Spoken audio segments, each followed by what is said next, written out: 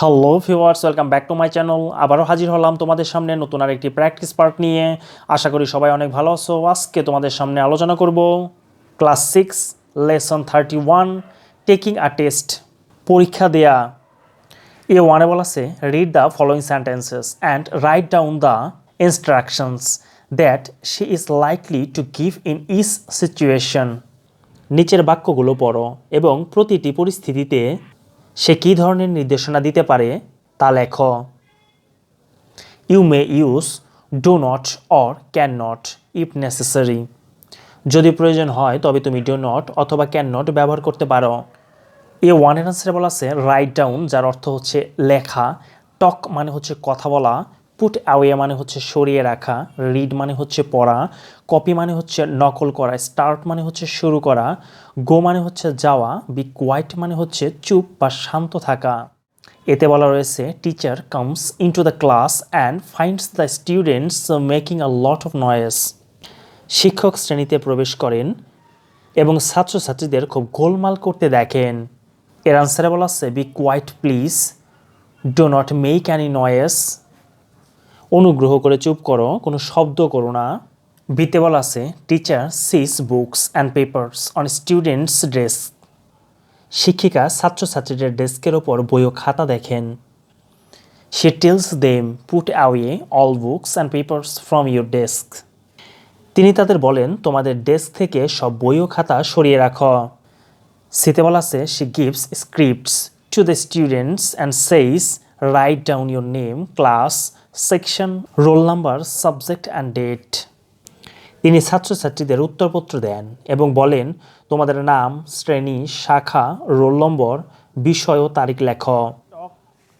ডিতে বলা আছে she gives the question papers and tells them read the questions carefully. তিনি প্রশ্নপত্র দেন এবং তাদের বলেন প্রশ্নগুলো ভালোভাবে পড়ো। ইতে বলা আছে do not copy from someone else script. অন্যের খাতা থেকে নকল করো না। এফে বলা আছে do not talk with others. কারোর সাথে কথা বলো না।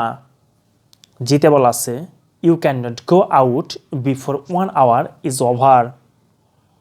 1 ঘন্টা শেষ হওয়ার পূর্বে তোমরা বাইরে যেতে পারবে না। এইসে বলা আছে স্টার্ট রাইটিং, লেখা শুরু করো।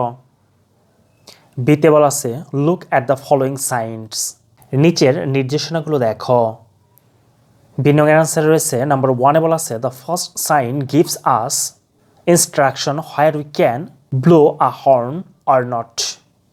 1 নং ছবিতে কোথায় হর্ন বাজানো যাবে এবং কোথায় বাজানো যাবে না তা নির্দেশ করেছে। নাম্বার 2-তে বলা আছে the second picture tells us to throw garbage in the dustbin. 2 নং চিত্রে ডাস্টবিনে ময়লা ফেলার নির্দেশনা রয়েছে। নাম্বার 3-তে বলা আছে the third picture forbids us to walk on the grass। 3 নং ছবিতে ঘাস মারাতে নিষেধ করেছে।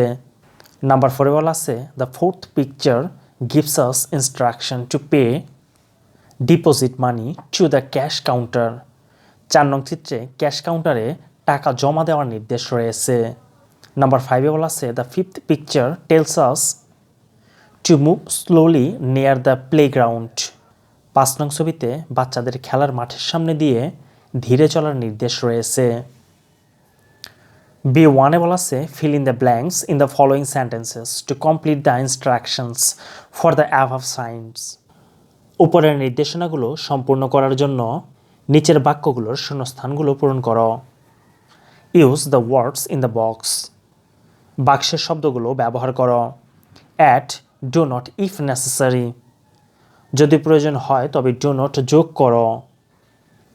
B1-এ বলা আছে ইউজ মানে হচ্ছে ব্যবহার করা, ওয়াক মানে হচ্ছে হাঁটা, পে মানে হচ্ছে পরিশোধ করা, থ্রো মানে হচ্ছে নিক্ষেপ করা, ড্রাইভ মানে হচ্ছে চালানো, ব্লো মানে হচ্ছে বাজানো। নাম্বার 1-এ বলা আছে hospital ahead, do not blow horns, সামনে হাসপাতাল, হর্ন বাজাবেন না। 2-তে বলা আছে do not walk on the grass, ঘাসে হাঁটবেন না।